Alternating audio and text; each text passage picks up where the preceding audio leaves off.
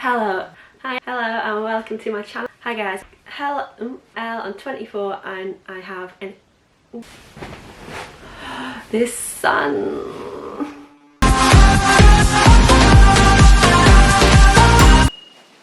Hi guys, I'm Elle, I hope you're good and welcome to my channel. So this is my first video.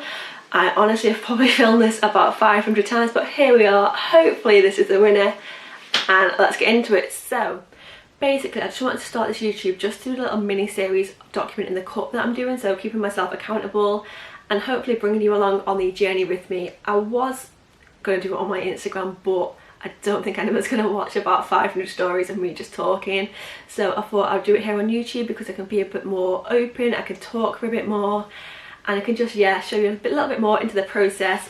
So let's get into it. Oh, and if you do like this video then don't forget to give it a like and subscribe down below.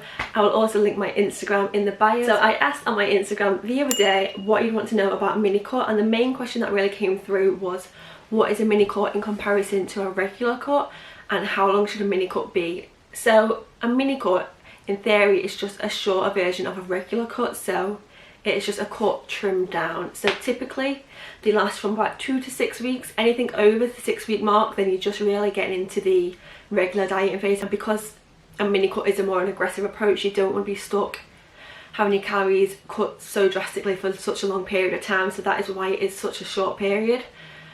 So I'll put my physique up now. I'm not doing it because I'm unhappy with my body, but I just really want to challenge myself because I find in lockdown I'm not doing as much as I would when the gyms are open, so I don't need to be eating in the surplus that I have been eating in since about last August now, I think it is. So yeah, I'm just cutting my calories down by about 15 to 20% for the next 4 to 6 weeks. Tip number 1 is to be in a calorie deficit. So for this you need to basically make sure that your calories in are less than what you're expending, so you can do this through either decreasing your calories or increasing your energy output. So for your NEAT activity, so your non-exercise activity thermogenesis, which is just your steps, your daily activity, so walking up the stairs, walking in general and just stuff like that. So you can do that, or you can do it vice versa and decrease the amount of food you're eating, so reducing your calorie intake. I wouldn't suggest decreasing your calorie intake by that much because it can start to affect your hormones, and when you go too low on calories your energy will be impacted, so do not go too low on your calories. But as it is on your short cut you can go a little bit higher than you would normally in a regular cut, so I'm taking mine to about 15 to 20% calorie deficit compared to my maintenance, but then my plan is to drop by another 50 calories each week just for the 4 weeks, just to see how I get on with that.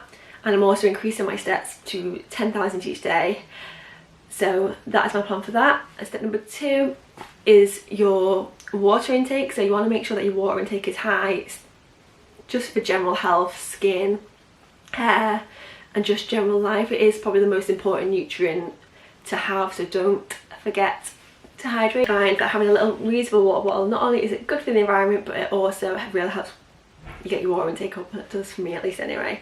So yeah.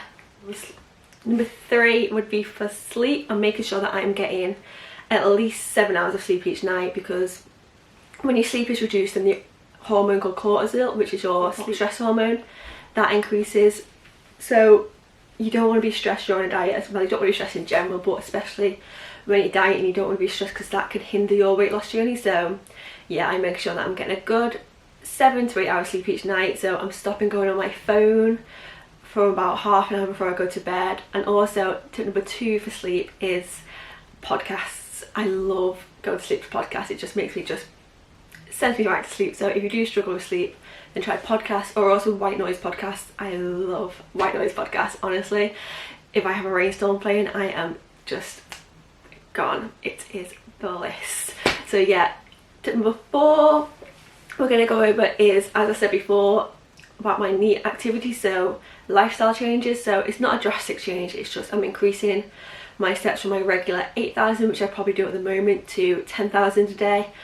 And honestly don't underestimate NEAT activity, because honestly it's so good for weight loss. People tend to think, oh, walking, that's gonna do fuck all, but honestly get those steps up, girl, because you'll see the difference. So tip number 5 is to increase the amount of fruit and vegetables I'm eating, because they are volume foods, meaning that they are very low calories for the amount that you can eat, so you get so much bang for your buck with vegetables, and they will help you keep you fuller for longer.